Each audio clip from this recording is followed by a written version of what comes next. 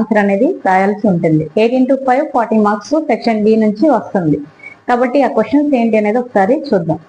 ఇక్కడ మనం ఎక్కువ ఇంపార్టెంట్ క్వశ్చన్స్ రిపీటెడ్ గా వస్తున్న క్వశ్చన్స్ తీసుకున్నాం. ఫస్ట్ క్వశ్చన్ మనం చూస్తే explain the Jacob Viner's definition of economics. ఈ క్వశ్చన్ మనకి చాలా ఇంపార్టెంట్ అనేది చెప్పొచ్చు.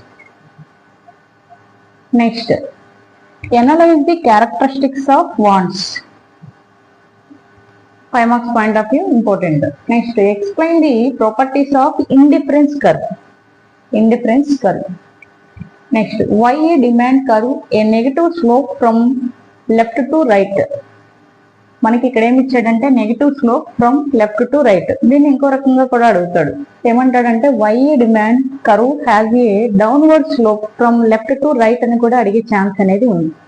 కాబట్టి ఏ క్వశ్చన్ ఇచ్చినా కూడా దీనికి ఆన్సర్ అనేది రాయాలి. Next, explain the concept of quasi-rent with the help of a diagram.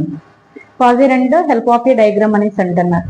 Next, explain the importance of statistics. Most important question.